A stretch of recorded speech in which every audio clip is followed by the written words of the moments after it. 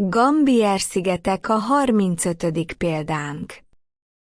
A Gambier-szigeteken, különösen Mangareva és a környező szigeteken jelentős régészeti örökséget alkotnak a ciklopikus kőből készült platformok és falak, amelyek a polinéz szakrális és világi építészet sajátos emlékei. Szerkezet és jellemzők a platformok, maraoké vagy ahuká, nagy tömbös kövekből készültek, habarcs nélkül, sokszor több sorban, precízen elhelyezett kőelemekből. Ezek a platformok általában templom vagy szertartási tér szerepét töltötték be, rajtuk körülöttük szobrok, oszlopok és szent tárgyak helyezkedtek el.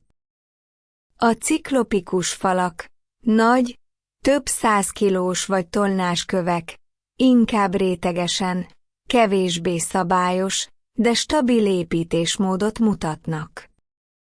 A kövek gyakran helyi vulkáni eredetűek. Funkció és jelentőség: a marálplatformok a közösségi élet, a vallási rítusok, temetkezés, felajánlás és törzsi döntések színterei voltak. A falak megerősítették e szent helyeket, illetve területet foglaltak le a szigetek szűkös, termékeny öbleiben. Kulturális polinéz kontextus: ezek a polinéz ciklopikus platformok és falak rokonságot mutatnak a Húsvét-szigeti ahukkal, a Márkesas-szigetek megalitikus kőépítményeivel, vagy akár a Pitcairn-szigetek hasonló szerkezeteivel, mindegyik a közösségi, rituális élet központja volt. Röviden, a Gambier-szigeteken megtalálható ciklopikus, nagy tömbös, habarcs nélküli, kőplatformok és falak a polinéz kultúra kiemelkedő emlékei, amelyek ősi szentélyeket, temetkezési helyeket és közösségi terek alapjait alkották, és ma is a régió történelmének kiemelt bizonyítékai. Értelmezés: pontosítsuk le a hallottakat. A platformokat, szobrokat és a ciklópikus falkat nem a polinézek alkották. A falak kövei több tonnásak, a polinézek az építményeiket, kunyhóikat, aktáraikat egy 2 kilós faragatlan kövekből rakták ki. Képtelenek a tonnás kövek mozgatására és milliméter pontos faragására. És ezzel zárjuk is le őket. Elég fárasztó ez a magyarázkodás a polinézekkel. A platformok olyan nagy méretűek, hogy a polinézek házai kavicsok hozzá képest. Érdekes, hogy a szobrok itt is a hosszú fejűeket ábrázolja, és csak elvétve látni kerekfejű szobrot, ami az embert ábrázolja. A szobrok nagyjából hasonló méretűek, mint a Húsvét-szigeti szobrok.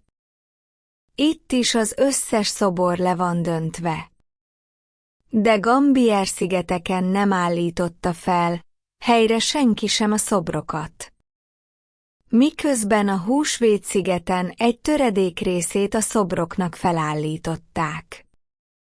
A Gambier-szigeteken a szobrok jó része töredezett, hiányos. Én szerintem nem az emberke, akik a szobrokat eldöntötték, hanem a tenger söpörte le a szobrokat. Itt is, mint a Húsvét-szigeten, kópás szobor a platformtól 20-30 méter messzire elrepült. Nem tartom valószínűnek, hogy a szobrokat a platformjuktól 20-30 méterre elszállítják, majd eldöntik. Ez nem realisztikus. Sajnos az ásatások itt is teljesen leálltak. És a sziget jó pár részén semmilyen feltárás nem történt. Sziklarajzok. Itt is vannak madár-embere ábrázolások, és jó pár sziklarajz olyan dolgot ábrázol, amire nemigen tud a tudós társadalom rájönni. Számunkra nem értelmezhetőek ezek az ábrázolások. Írásrendszer. Érdekes, hogy ugyanazt az írást itt is megtalálták, és még érdekesebb, hogy szintén uszadékfákra vésték rá ezt a jellegzetes írást. Ami arra enged következtetni, hogy valahol a szigeten a barlangfalakon is lehet ilyen írás. Gigantikus fal. Ez tényleg érdekes, hogy épségben fennmaradt egy gigantikus falszakasz. Körülötte semmi sincsen. Valószínű, az évezredek alatt elpusztult, ami hozzá lehetett építve. És maga fal a robusztussága miatt maradt fent. Sajnos egy barlangot se tártak fel. Valószínű, a barlangok hemzsegnek a történelmi nyomokkal. És várják a kutatókat. Egyes barlangok óvóhelyszerűen van kialakítva, ugyanúgy, mint a húsvét. Szigeten. Én szerintem ebben a régióban még egetrengető felfedezések rejlenek.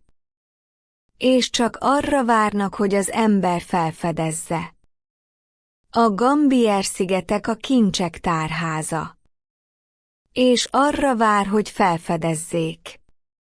Köszönöm a figyelmeteket. Legyen szép napotok! Sziasztok!